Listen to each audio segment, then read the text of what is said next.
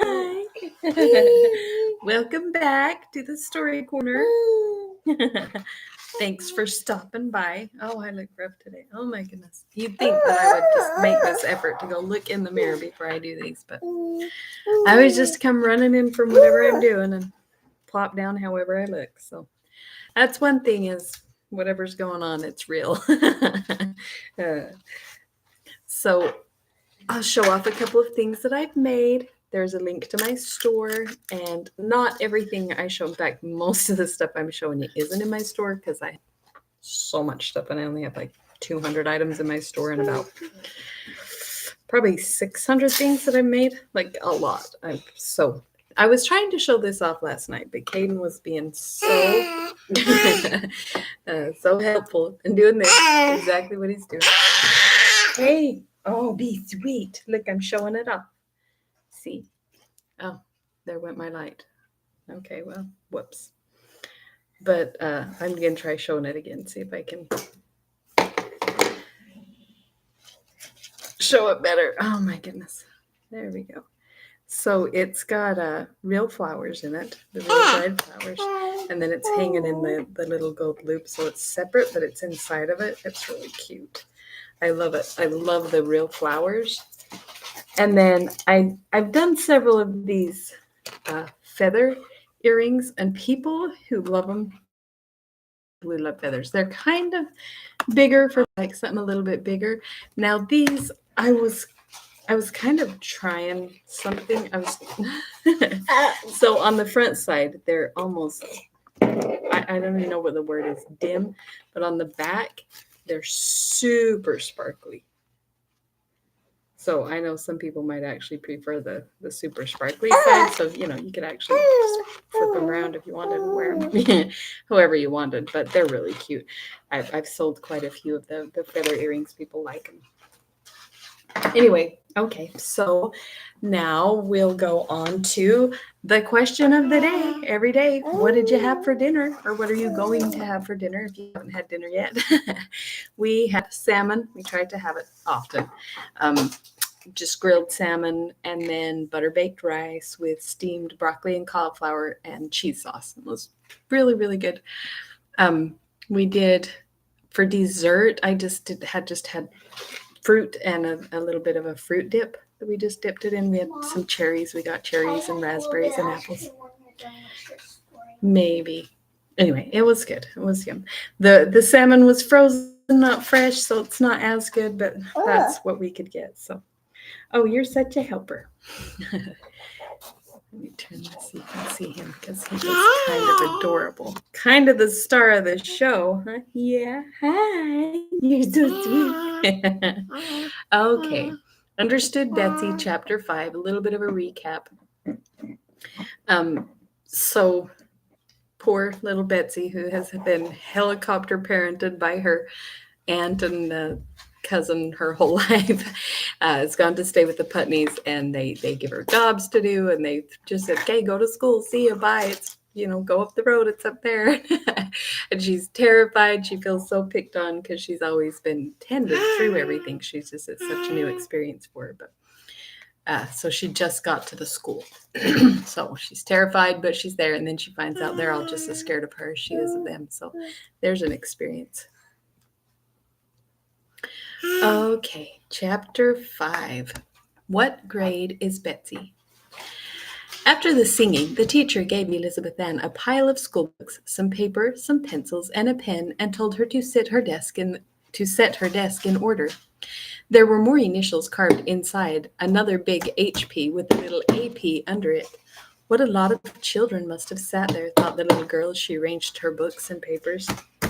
As she shut down the lid, the teacher finished giving some instructions to 3 or 4 little ones and said, Betsy and Ralph and Ellen, bring your reading books up here. Betsy sighed, took out her 3rd grade reader, and went with the other 2 up to the battered old bench near the teacher's desk. She knew all about reading lessons, and she hated them. Although she loved to read, but reading lessons, you sat with your book open at some reading that you could do with your eyes shut. It was so easy, and you waited and waited and waited while your classmates slowly stumbled along, reading aloud a sentence or two apiece until your turn came to stand up and read your sentence or two, which by that time sounded just like nonsense because you'd read it over and over so many times to yourself before your chance came. I don't know if anybody else had that experience. I was a good reader and I was a fast reader, and I hated the reading lessons too because that's exactly what I would do. I would read. We'd start at the top of the page, and by the time, the teacher would have somebody read a paragraph or 3 lines or whatever it was, and I would be done with the page by the time 2 people had read it. And then I'd just have to sit there and wait and wait. And I was interested, so I'd read on and get stuck. And then when it came to my turn, I'd have to hurry and go back and try to find where we were. Yeah, I was the same way. Okay. And often you didn't even have a chance to do that because the teacher didn't have time to get around to you at all, and you closed your book and put it back in your desk without having opened your mouth. Reading was one thing Elizabeth Ann had learned to do very well indeed, but she had learned it all by herself at home from much reading to herself. Aunt Frances had kept her well supplied with children's books from the nearest public library. She often read 3 a week, very different that from a sentence or 2 once or twice a week. That's me too. I would go to the school library. Oh, thank you for the love. I would go to the school library. Oh, it's all gone. Maybe sister will get you some. He wants a drink. Would you get him? Maybe Kayla will go get you a drink. Anyway, I would go to the library and get a book, and not just like a children's book, but a book like 1 to 200 pages. And I would walk home a mile. It was a mile from the school to our house. Oh, thank you.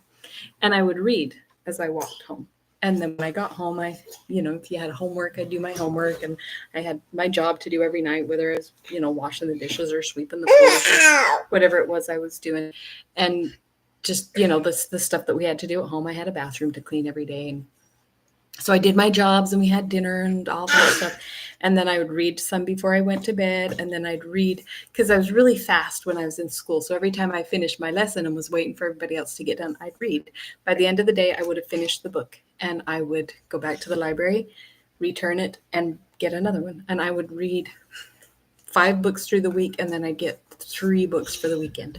So through 4th, 5th, 6th grade, I would read seriously 8 to 10 books a week.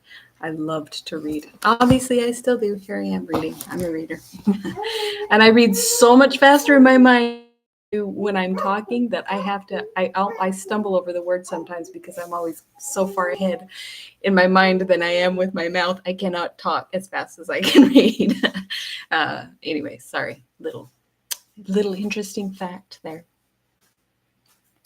When she sat down on the battered old bench, she almost laughed aloud. It seemed so funny to be in a class of only 3. There had been 40 in her grade in the big brick building. She sat in the middle, the little girl whom the teacher had called Ellen on one side and Ralph on the other. Ellen was very pretty, with fair hair smoothly braided into 2 little pigtails, sweet blue eyes, and a clean blue and white gingham dress. Ralph had very black eyes, dark hair, a big bruise on his forehead, a cut on his chin, and a tear in the knee of his short trousers. He was much bigger than Ellen, and Elizabeth Ann thought he looked rather fierce. She decided that she would be afraid of him and would not like him at all. "Page 32, said the teacher. "Ralph first." Ralph stood up and began to read. It sounded very familiar to Elizabeth Ann, for he did not read at all well. What was not familiar was that the teacher did not stop him after the first sentence. He read on and on till he had read a page, the teacher only helping him with the hardest words. I had that light on purpose. She turned it back on. Thank you. "Now, Betsy," said the teacher. Elizabeth Ann stood up, read the first sentence, and paused, like a caged lion pausing when he comes to the end of his cage. "Go on," said the teacher. Elizabeth Ann read the next sentence and stopped again automatically. "Go on," said the teacher, looking at her sharply. The next time the little girl paused, the teacher laughed out good-naturedly. "What is the matter with you, Betsy?" she said. "Go on till I tell you to stop." So Elizabeth Ann, very much surprised, but very much interested, read on, sentence after sentence, till she forgot they were sentences and just thought of what they meant. She read a whole page and then another page, and that was the end of the selection. She had never read aloud so much in her life. She was aware that everybody in the room had stopped working to listen to her. She felt very proud and less afraid than she had ever thought she could be in a classroom. When she finished, "You read very well," said the teacher. "Is this easy for you?" "Oh, yes," said Elizabeth Ann.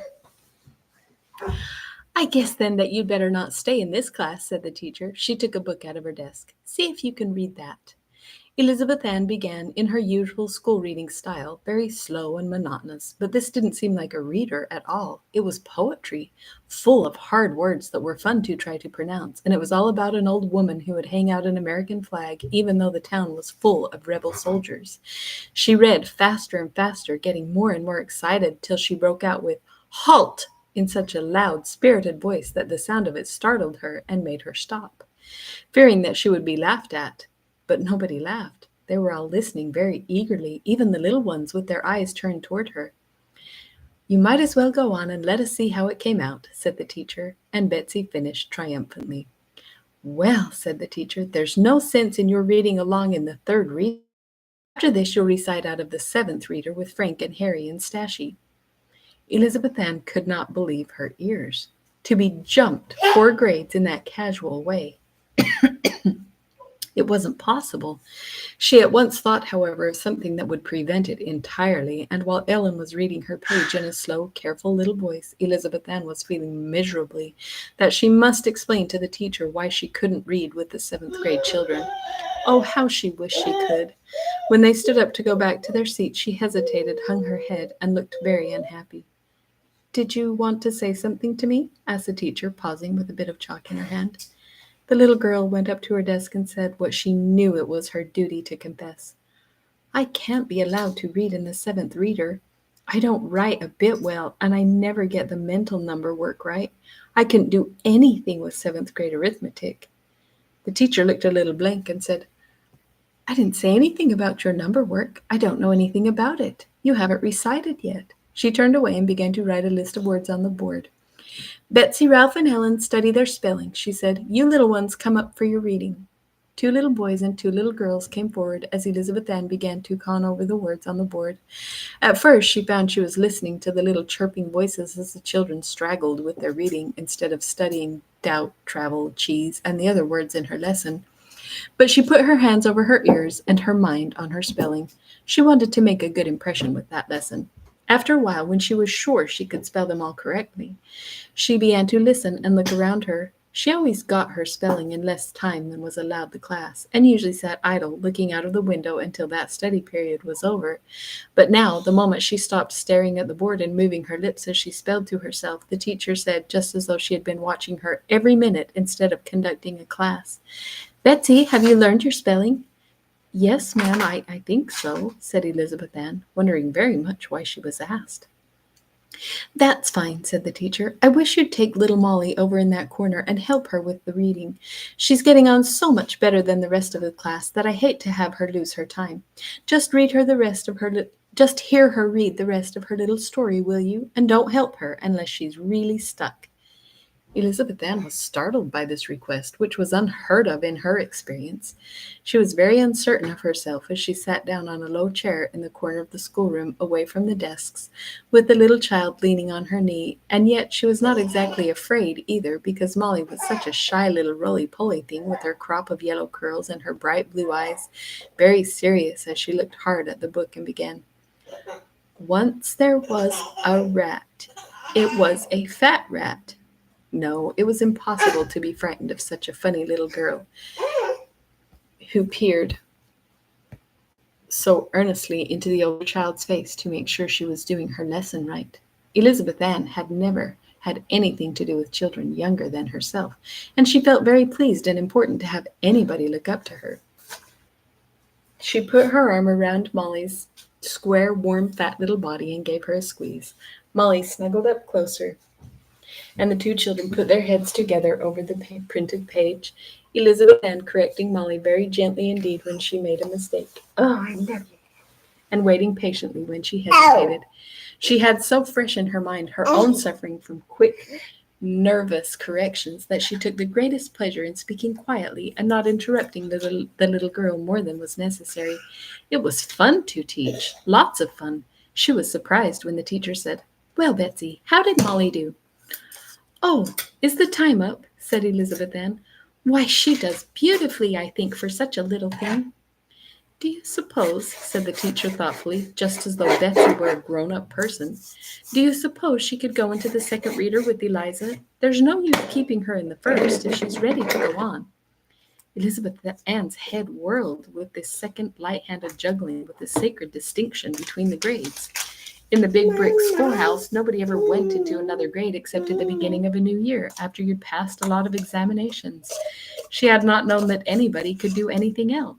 The idea that everybody took a year to a grade, no matter what, was so fixed in her mind that she felt as though the teacher had said, "How would you like to stop being 9 years old and be 12 instead? And don't you think Molly would better be 8 instead of 6? However, just then her class in arithmetic was called, so that she had no more... Oh, hey, be nice. So that she had no more time to be puzzled. She came forward with Ralph and Ellen again, very low in her mind. Hey. It's okay. Did it get stuck? She hated arithmetic with all her might, and she really didn't understand a thing about it. Okay.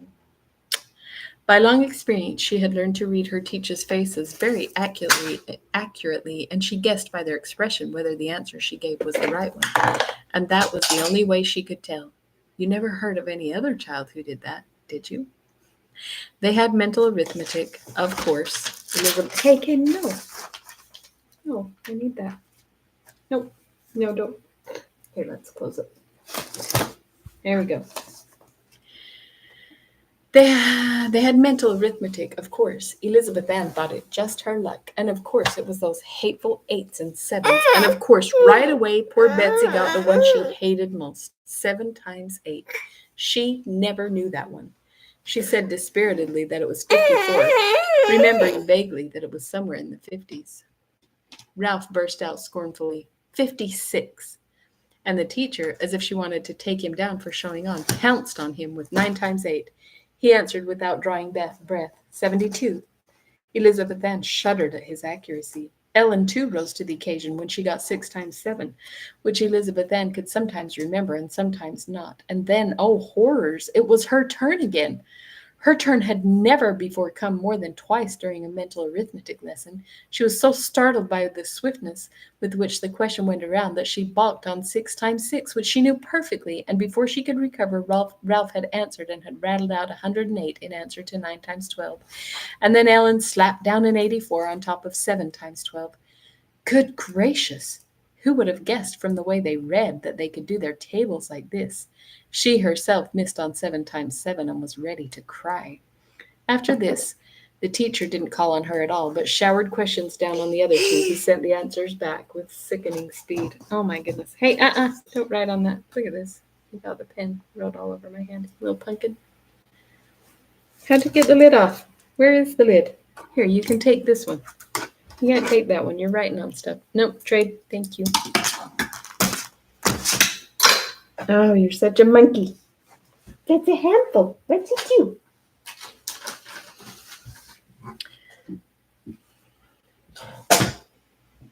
After the lesson, the teacher said, smiling, "Well, Betsy, you were right about your arithmetic. I guess you'd better recite with Eliza for a while. She's doing second grade work.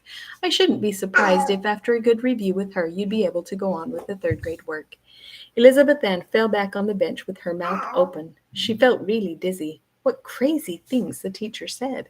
She felt as though she was being pulled limb from limb. "What's the matter?" asked the teacher, seeing her bewildered face. Why, said Elizabeth Ann, I don't know what I am at all. If I'm second grade arithmetic and seventh grade reading and third grade spelling, what grade am I? The teacher laughed at the turn of her phrase. You aren't any grade at all. No matter where you are in school, you're just yourself, aren't you? What difference does it make what grade you're in? And what's the use of your reading little baby things too easy for you just because you don't know your multiplication table? Well, For goodness sakes! Ejaculated Elizabeth Ann, feeling very much as though somebody had stood her suddenly on her head. Why, what's the matter? Asked the teacher again. This time Elizabeth Ann didn't answer, because she herself didn't know what the matter was. But I do, and I'll tell you. The matter was that never before had she known what she was doing in school. She had always thought she was there to pass from one grade to another, and she was ever so startled to get a little glimpse of the fact that she was there to learn how to read and write and cipher and generally use her mind, so she could take care of herself when she came to be grown up. Of course, she didn't really know that till she had come to be grown up, but she had her first dim notion of it in that moment. And it made her feel the way you do when you're learning to skate and somebody pulls away the chair you've been leaning on and says, "Now, go it alone." The teacher waited a minute, and then, when Elizabeth Ann didn't say anything more, she rang a little bell. "Recess time," she said, and as the children marched out and began putting on their wraps, she followed them into the cloakroom, pulled on a warm red cap and a red sweater, and ran outdoors herself. "Who's on my side?" she called, and the children came darting out after her. Elizabeth Ann had dreaded the first recess time with the strange children, but she had no time to feel shy, for in a twinkling she was on one end of a long rope with a lot of her schoolmates, pulling with all her might against the teacher and two of the big boys. Nobody had looked at her curiously. Nobody had said anything to her beyond a loud, "Come on, Betsy," from Ralph, who was at the head of their side. They pulled, digging their feet into the ground and bracing themselves against the rocks which stuck up out of the playground. Sometimes the teacher's side yanked them along by quick jerks, and then they'd all set their feet hard when Ralph shouted out, "Now, all together," and they'd slowly drag the other side back, and all the time everybody was shouting and yelling together with the excitement.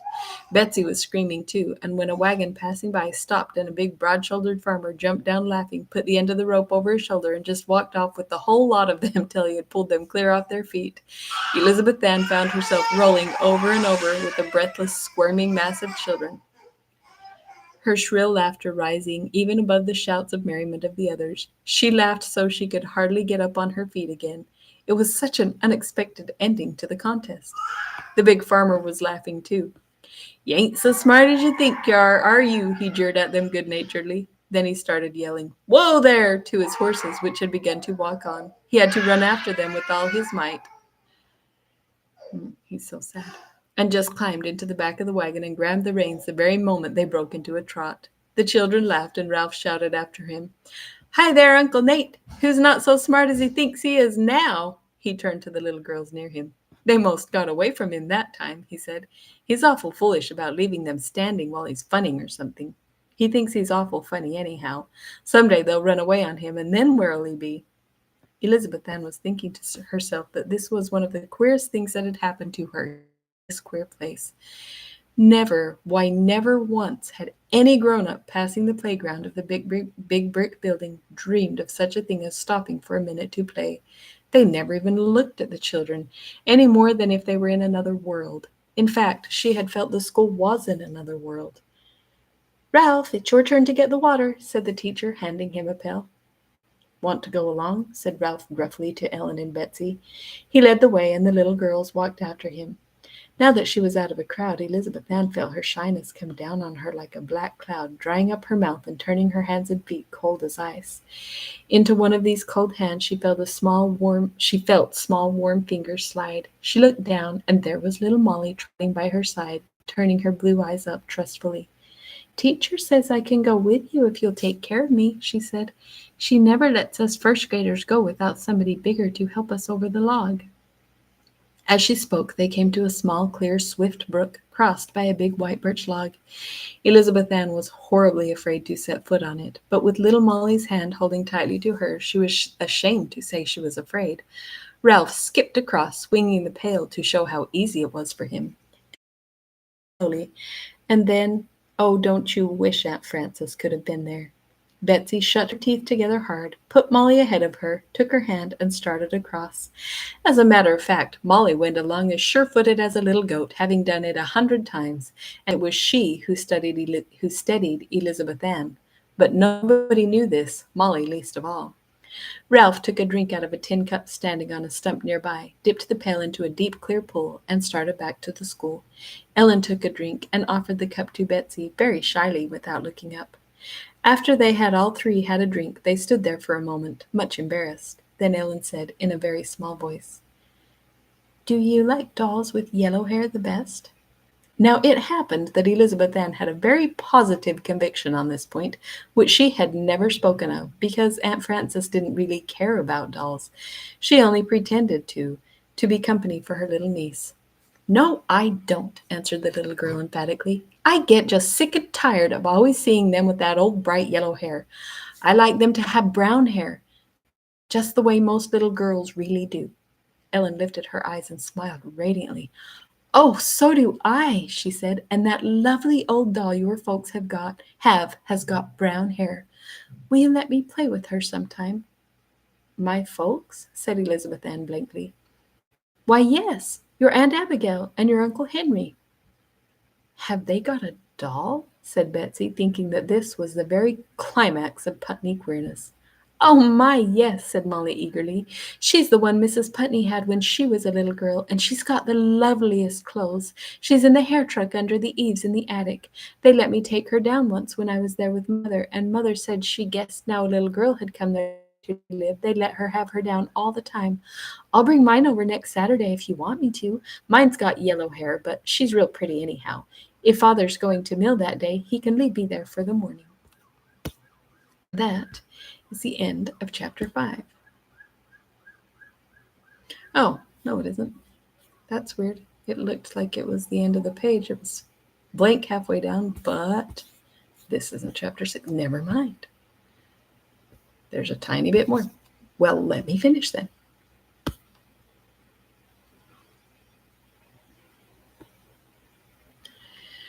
Elizabeth Ann had not understood more than one word in 5 of this, but just then the school bell rang and they went back, little Molly helping Elizabeth Ann over the log and thinking she was being helped as before. They ran along to the little building, and there I'm going to leave them because I think I've told enough about their school for one while. It was only a poor, rough little district school anyway that no superintendent of schools would have looked at for a minute except to sniff. Isn't that true? And you know the way the public school system is set up, it's so not ideal for learning. That's why homeschooled children actually tend to do very well, because you spend so much less time, because once you get the lesson, you just move on. Like me, I had to sit in class forever waiting for everybody else to get done because I was fast.